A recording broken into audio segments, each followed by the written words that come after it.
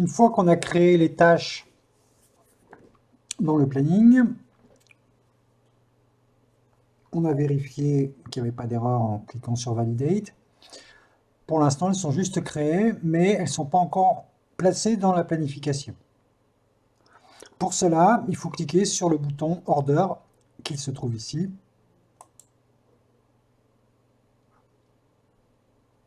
On peut laisser les options par défaut, ne pas cliquer sur Hold, sinon les tâches vont être mises en pause. Et donc on clique sur Order. Donc là, du coup, ça nous fait d'une part sortir du mode édition, modification, et en plus, ça fait une vérification avant de planifier nos tâches.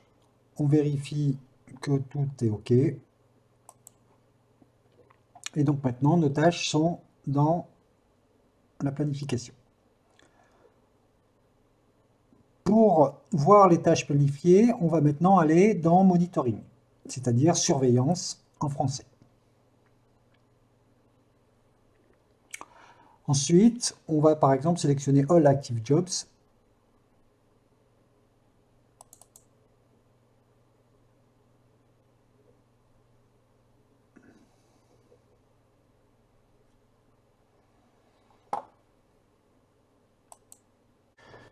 Il y a plusieurs manières de visualiser les tâches. Par défaut, il nous met dans la visualisation de type map, c'est-à-dire la visualisation graphique. On peut choisir le type liste si on préfère. Dans ce cas-là, vous n'avez plus les icônes, mais la liste des tâches. Et il y a une troisième possibilité, c'est ce qu'il appelle le mode Gantt, c'est-à-dire là on va avoir la liste des tâches, mais avec une trace des horaires à laquelle vont être programmées ces tâches. On va aller au niveau de map pour avoir les versions graphiques qui sont en général plus intéressantes, plus parlantes, puisqu'on voit du coup les séquences des chaînes des tâches. Et puis, une fois avoir sélectionné ce mode map, on va cliquer sur Expand All pour qu'il développe en fait l'intérieur de nos dossiers. Et du coup, c'est un peu comme si on déroulait une carte. Et donc maintenant, il nous met l'intégralité de nos tâches. Donc il y a plusieurs vues. À gauche, vous pouvez avoir une vue avec les différentes rubriques. Donc là où vous avez les différentes sections des tâches. On peut cacher éventuellement si on veut garder uniquement l'interface graphique en bougeant ici. Vous avez la vue principale au centre avec vos dossiers et vos tâches planifiées. Et puis vous avez donc la carte elle-même, une miniature de l'ensemble de vos tâches. Donc chaque petit rectangle représente une tâche. Vous pouvez bouger cette fenêtre ou cliquer pour voir les tâches qui vous intéressent. Donc nous justement, ce qui nous intéresse, alors il y a déjà dans la version de démonstration des tâches de programmer, donc c'est pour ça que vous avez, vous voyez ici, pas mal de tâches exemples, on va dire. Mais nous, ce qui nous intéresse, c'est la partie qu'on a créée précédemment pour la sauvegarde, qui se trouve ici en haut à gauche.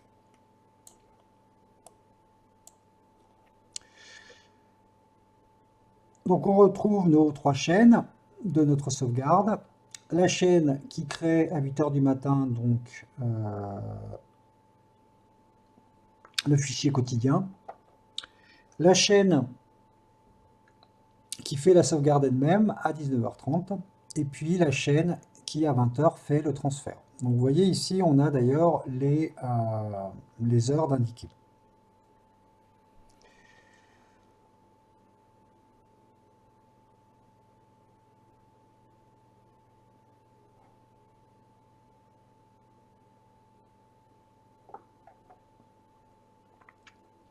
Pour ce qui est de la première chaîne, lorsqu'on a planifié les tâches au niveau de l'heure, ça a fait déclencher la première chaîne, donc celle qui crée le fichier quotidien. On peut au passage aller vérifier que ce fichier existe bien. Donc je vais voir ma fenêtre terminale. sur le compte DevOps, et puis je vais le déplacer dans le répertoire flag où j'ai mis mes fichiers fanion. Vous voyez, on voit que le fichier quotidien existe bien.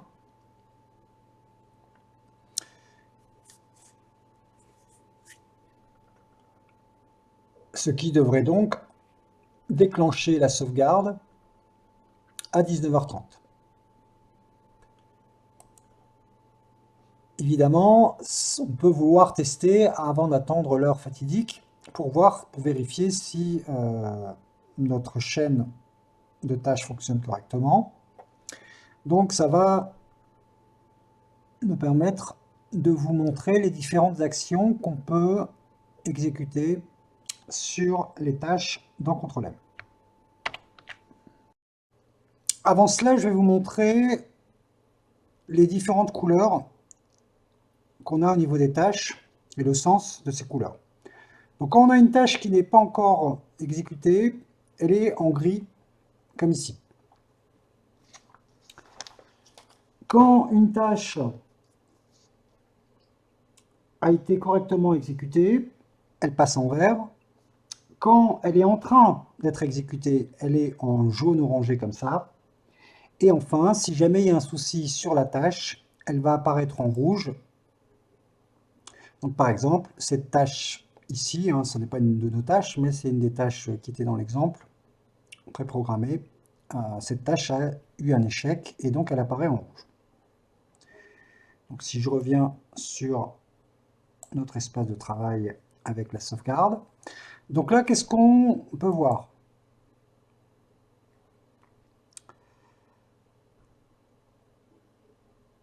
Comme je vous ai dit, normalement, il faudra attendre 19h30 pour avoir la suite de nos actions, c'est-à-dire la sauvegarde elle-même.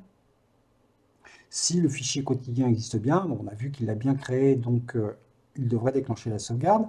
Mais là, on va vouloir tester directement si nos chaînes fonctionnent correctement, donc, et on peut le faire dans Control-M. Alors, il y a différentes actions qu'on peut effectuer en faisant notamment un clic droit sur une tâche. Donc, je vais, au niveau de la première tâche de ma deuxième chaîne, donc la vraie chaîne de sauvegarde, cliquer sur Init Sauvegarde. Donc, c'est la première tâche de ma chaîne qui normalement se déclenche à 19h30. Donc pour rappel, cette tâche efface les deux fichiers fanion qui nous servent pendant la sauvegarde, c'est-à-dire sauvegarde en cours et sauvegarde réussie si la sauvegarde est réussie. Et cette tâche normalement se déclenche à 19h30. Donc nous, on va demander de l'exécuter tout de suite. Pour cela, je fais un clic droit sur ma tâche. Et là, j'ai un menu interactif qui apparaît. Donc, il y a un certain nombre d'actions qu'on peut effectuer. Si on veut exécuter tout de suite une tâche, eh bien, on va sélectionner Run Now.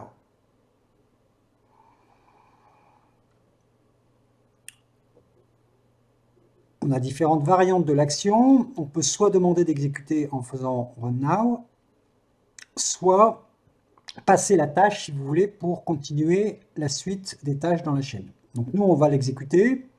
Comme ça, si jamais il y avait des fichiers existants, eh bien, on va faire correctement. Il vaut mieux, dans tous les cas, en général, faire l'ensemble des actions.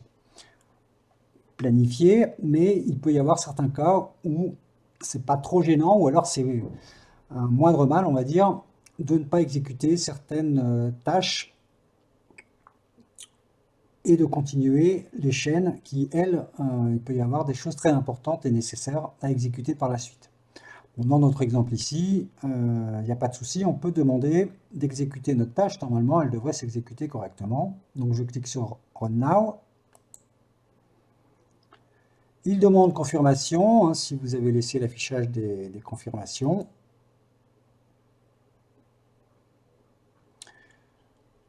Et là, il nous indique, vous voyez, elle est brillamment passée en jaune, donc c'est quelque chose qui, c'est une action très rapide, donc c'est très très court en jaune. Et puis maintenant, on voit qu'il est passé à la tâche suivante. Alors en fait, tout s'est enchaîné très vite, parce que le fait d'avoir exécuté la première tâche de la chaîne, et bien une fois que celle-ci a été exécutée, c'est quelque chose de très rapide, c'est juste vérifier si deux fichiers existent et les supprimer s'ils existent. Et donc ensuite, eh bien, comme sur la deuxième tâche de la chaîne, il n'y a pas de contrainte de condition horaire, mais uniquement le fait que la première tâche init sauvegarde se soit bien déroulée, eh bien, une fois qu'il a eu terminé init sauvegarde, il a directement déclenché test quotidien. On voit que test quotidien s'est bien passé vu qu'elle est en couleur verte. C'est-à-dire qu'il a bien détecté que le fichier quotidien existait. Du coup, il est passé à la troisième tâche de ma chaîne sauvegarde, qui est sauvegarde en cours, donc qui, elle, crée un fanion, un fichier qui s'appelle sauvegarde en cours dans flag. Une fois qu'il a créé ce fichier sauvegarde en cours, eh bien, comme ça s'est bien passé, vu que ça s'est terminé en vert, il est passé à la sauvegarde elle-même. Donc il a fait la tâche sauvegarder. La sauvegarde, bon, c'est un répertoire exemple ce qui n'est pas très rempli, ce qui fait que la sauvegarde elle-même s'est déroulée très rapidement également.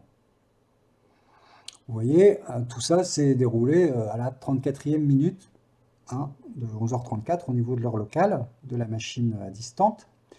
Et donc, la sauvegarde s'est également effectuée correctement, vu qu'elle est en vert. Et donc, il est passé à la dernière étape de la sauvegarde, c'est-à-dire effacer le fichier sauvegarde en cours et créer un fichier sauvegarde réussie dans le répertoire flag pour indiquer à l'utilisateur que sa sauvegarde quotidienne a bien été effectuée. Donc on peut aller vérifier, là encore, dans le répertoire flag, ce qu'on a. Et effectivement, on vérifie qu'il a bien créé, en plus du fichier quotidien qui était présent et qui a déclenché en fait toute la chaîne de sauvegarde par sa présence, eh bien, CTRL-M a rajouté un fichier fanion sauvegarde réussie. Comme ça, l'utilisateur DevOps, quand il se connectera, s'il jette un coup d'œil à son répertoire flag qui contient donc les fanions, les indicateurs pour la sauvegarde, eh bien, il verra que sa sauvegarde quotidienne a été correctement réalisée.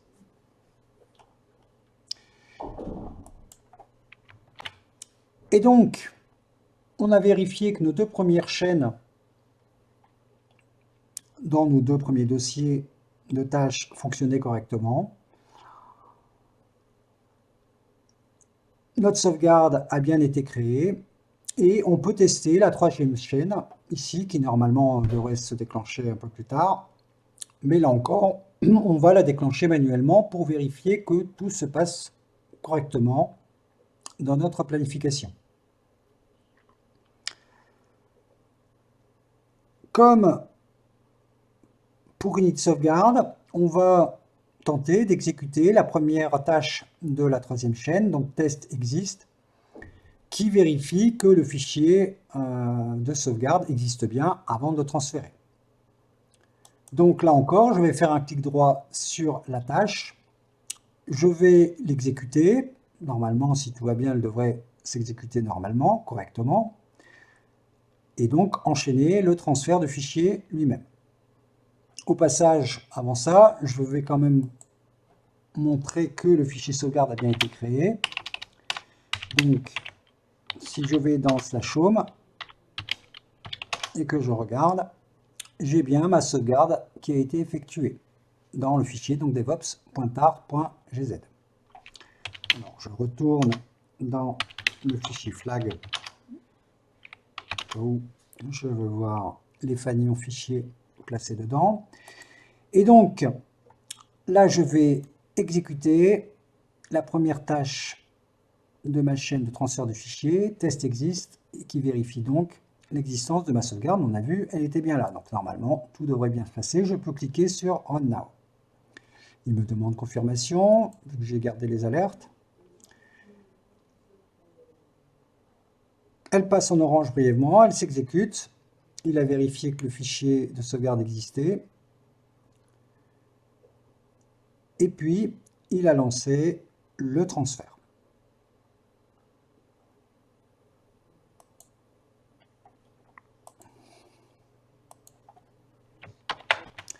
Et là, on s'aperçoit que la tâche de transfert de sauvegarde passe en rouge. Comme je vous l'ai indiqué, si vous vous rappelez les codes de couleur, rouge, ça veut dire qu'il y a eu un souci.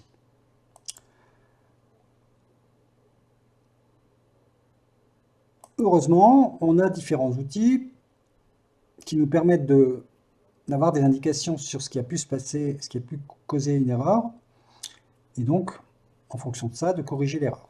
Donc, là encore, on fait un clic droit sur la tâche, donc cette fois-ci qui n'a pas fonctionné. Il y a deux endroits qui nous renseignent sur les causes possibles de l'erreur. On peut regarder ce qu'il appelle le log, c'est-à-dire le journal, la liste de ce qui s'est passé au niveau de la tâche. Donc je clique sur le log. Et donc là, on a classé par ordre d'heures et de jours éventuellement les différentes actions qu'il y a eu au niveau de la tâche. Donc là, on voit ici au début qu'elle a été commandée, qu'elle entend une condition, qu'il y a une validation, qu'elle a démarré, et puis qu'il y a eu a priori un retour not OK, c'est-à-dire que la tâche ne s'est pas exécutée correctement. Dans ce fichier journal, alors parfois on a la réponse pour savoir la raison de l'échec, mais ici, dans notre cas précis, le journal, le log, ne nous a pas renseigné suffisamment pour savoir quelle est la cause de l'erreur. Par contre, il y a un deuxième endroit qu'on peut aller vérifier, qui peut contenir des informations, c'est la sortie de la commande, c'est-à-dire output. Et là, on a des informations différentes par rapport au journal. Qu'est-ce qu'il nous dit? On voit qu'il a démarré la tâche, donc le job en anglais. Il nous indique la machine de départ, la machine de destination. Donc, a priori, sur ces deux machines, il n'y a eu aucun problème de connexion. Donc, ça ne vient pas des machines de départ et d'arrivée. Ensuite, il commence le transfert. Transfert de type binaire. Et puis, ah, tiens, qu'est-ce qu'il nous dit? File. Il nous dit que le fichier n'a pas été trouvé sur le serveur Linux, donc qui est quickstart.cloudera. Si on regarde un petit peu plus précisément quel est le nom du fichier qui nous dit pas avoir trouvé, eh bien en fait on s'aperçoit qu'il y a une petite erreur de frappe, c'est-à-dire que au lieu d'avoir été saisi /home/ devops.tar.gz, eh bien le deuxième slash a été remplacé par un point, et du coup forcément le chemin n'étant plus bon, ce fichier-là n'existe pas, et donc il nous a mis une erreur. Donc l'erreur, elle est juste au niveau du transfert, ce n'est pas la sauvegarde elle-même qui est en cause, c'est au niveau du transfert, lorsqu'on a paramétré celui-ci, il y a eu une faute de frappe d'indiquer. Donc pour corriger ça,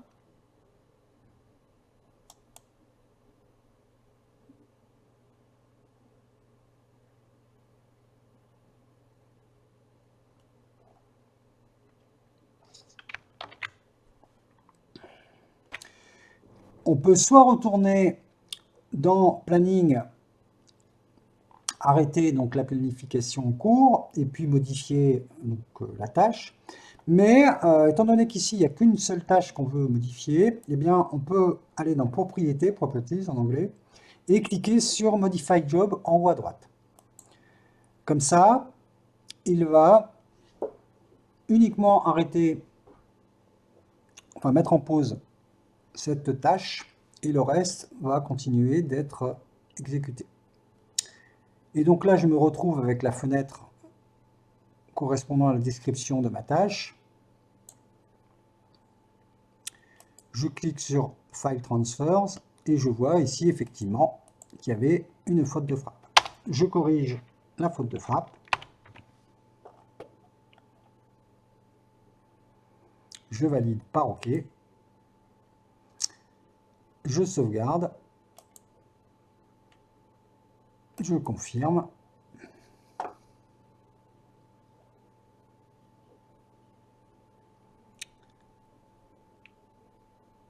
Et donc, il nous indique que la modification a bien été effectuée.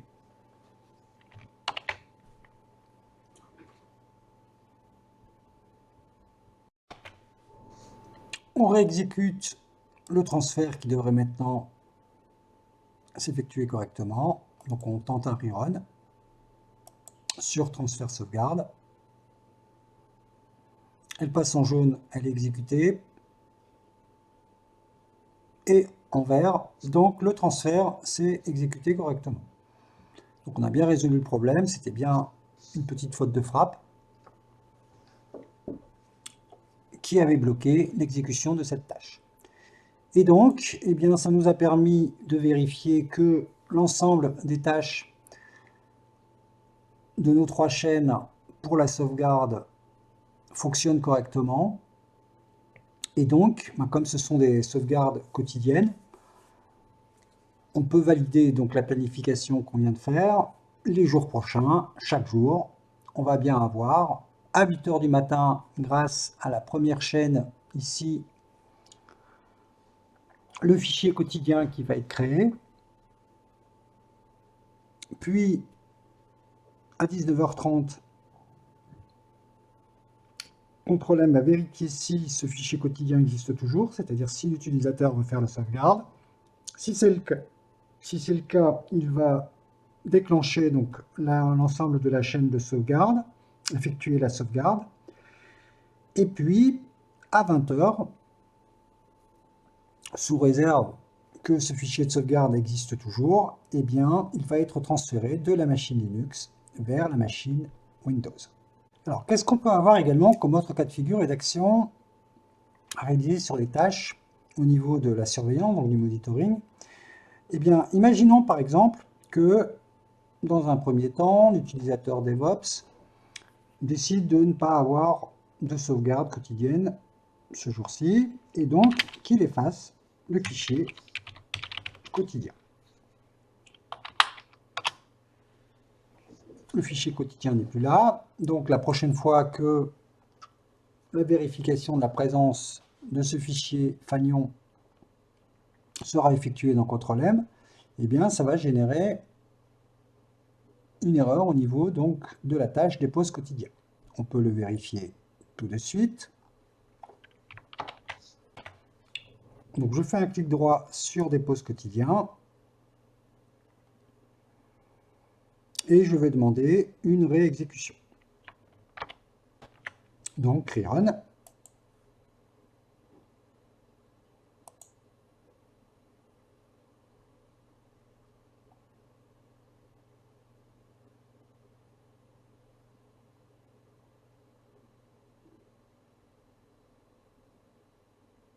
Putain, n'importe quoi.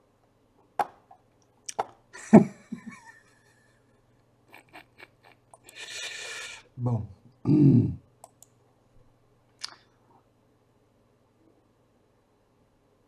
Ouais. Alors, qu'est-ce qu'on peut avoir également comme autre cas de figure au niveau de la surveillance dans Control-M qui puisse nous faire utiliser des actions sur les tâches? Imaginons par exemple que l'utilisateur DevOps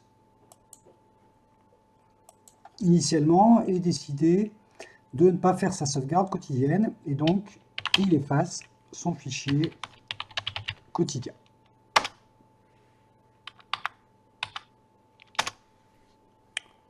On vérifie que le fichier quotidien n'est plus là. Et imaginons qu'en cours de journée, notre utilisateur DevOps change d'avis et donc veuille faire sa sauvegarde, mais pas de chance pour lui, il n'est pas prêt, il n'a pas d'accès là tout de suite à son répertoire utilisateur, à la machine où il a stocké son fichier quotidien, donc il ne peut pas le recréer, et donc ne peut pas dire à Control-M, voilà, j'aimerais bien que tu me fasses ma sauvegarde.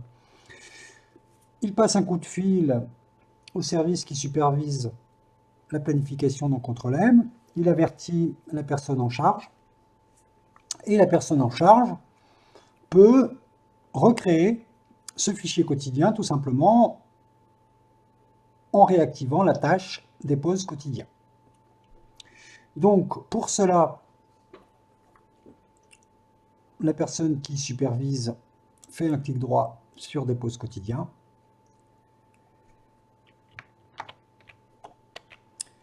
sélectionne le rerun, qui normalement devrait s'effectuer et créer donc le fichier quotidien.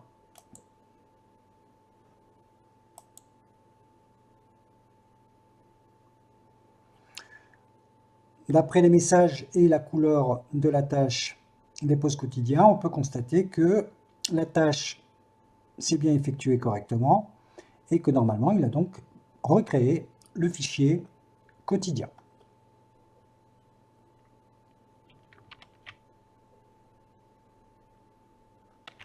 On peut vérifier dans Putty.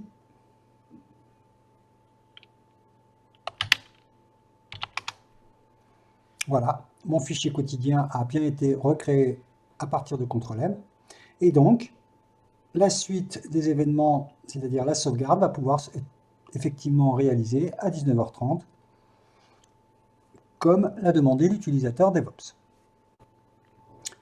Imaginons un autre cas de figure, une variante du précédent, dans lequel, là encore, l'utilisateur DevOps aurait supprimé son fichier quotidien.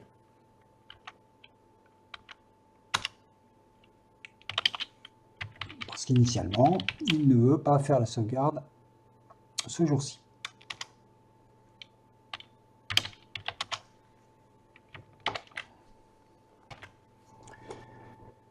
La fois précédente, l'utilisateur DevOps avait pu attendre l'heure de la sauvegarde à 19h30.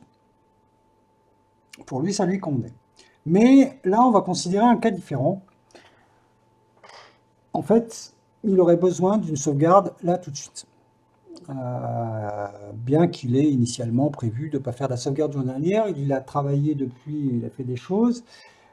Là encore, pour une raison X ou Y, il n'a pas accès à son répertoire quotidien là tout de suite, mais il y a un besoin urgent d'effectuer la sauvegarde. Donc dans ce cas-là, on ne peut pas se contenter d'attendre l'heure 19h30 pour faire la sauvegarde, on va vouloir faire la sauvegarde tout de suite. On peut le faire grâce à CTRL-M, donc toujours dans la section monitoring, c'est-à-dire surveillance. Donc là, cette fois-ci, on ne va pas recréer le fichier quotidien, on va forcer directement la sauvegarde. Dans ce cas de figure, il vaut mieux déjà exécuter l'initialisation de la sauvegarde pour nettoyer les fichiers éventuellement déjà présents avant de déclencher la sauvegarde elle-même, afin que les fanions soient correctement mis et qu'il n'y en ait pas des fanions en trop, etc. Donc, je vais faire un clic droit sur Init sauvegarde et puis je vais réexécuter celle-ci. Donc, c'est la tâche qui regarde si les anciens fanions de sauvegarde existent et éventuellement les efface. Donc, je vais exécuter un rerun.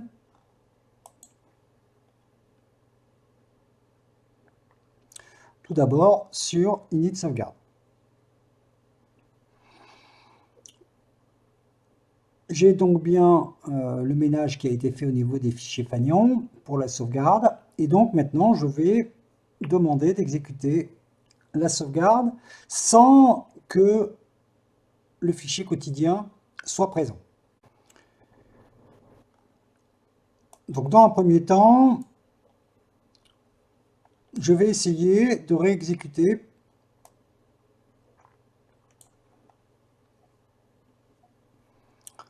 le test quotidien pour débloquer le reste de la chaîne, sachant pertinemment que le fichier n'existe pas, quotidien.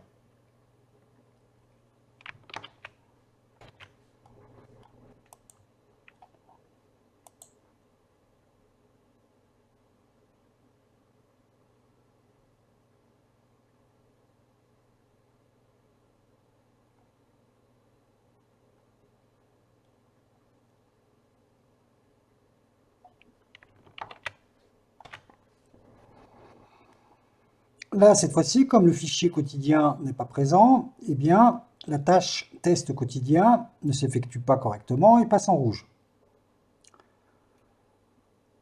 Je vais donc la débloquer, pardon, en forçant son état à OK. Pour cela, je fais un clic droit sur Test quotidien et je choisis Set to OK qui est disponible vu que la tâche ne s'est pas effectuée correctement. Je la force donc.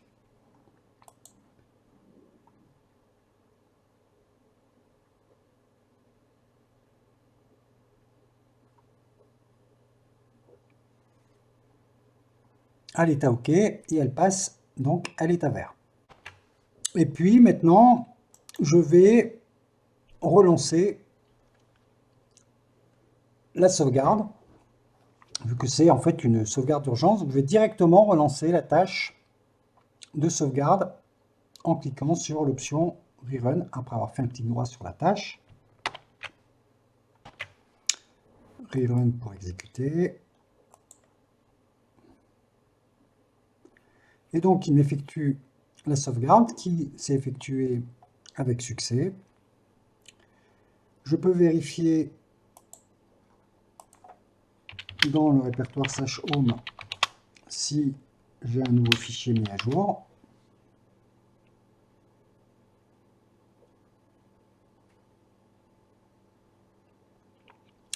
Et donc j'ai une nouvelle sauvegarde qui a été effectuée. Alors imaginons un autre cas de figure.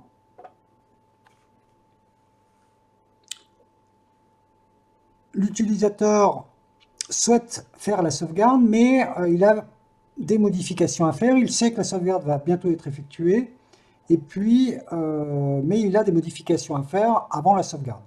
Donc, il aimerait bien que tout soit mis en pause, en fait, le temps qu'il fasse les modifications, et puis ensuite, que la sauvegarde soit effectuée. On peut mettre en pause une tâche et donc toutes les tâches à la suite dans la chaîne. Donc, par exemple là, imaginons il contacte la personne qui est en charge de la supervision, qui va par exemple mettre en pause la première chaîne, la première tâche de la chaîne. Pour la mettre en pause, il faut sélectionner Hold.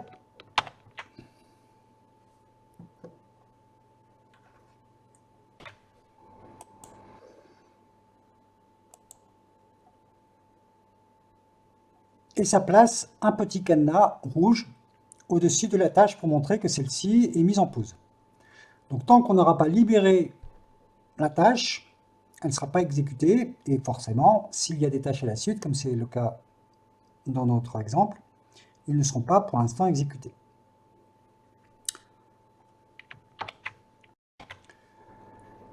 Une fois que l'utilisateur a fini les choses qu'il voulait faire, le DevOps, eh bien, il contacte à nouveau le service supervision, il leur dit « Ok, c'est bon, vous pouvez remettre en route le processus de sauvegarde. » Et dans ce cas-là, la personne refait un clic droit sur la tâche et sélectionne cette fois-ci Free.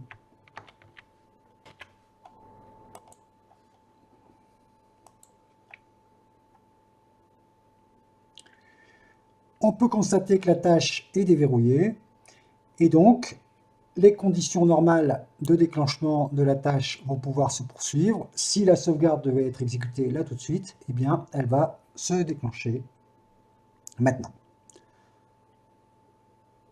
Donc ça nous a permis de mettre en pause une tâche et donc potentiellement les autres tâches qui devaient être exécutées après pour faire une intervention. Et une fois l'intervention finie, on libère la tâche et la suite des tâches peut à nouveau être exécutée correctement.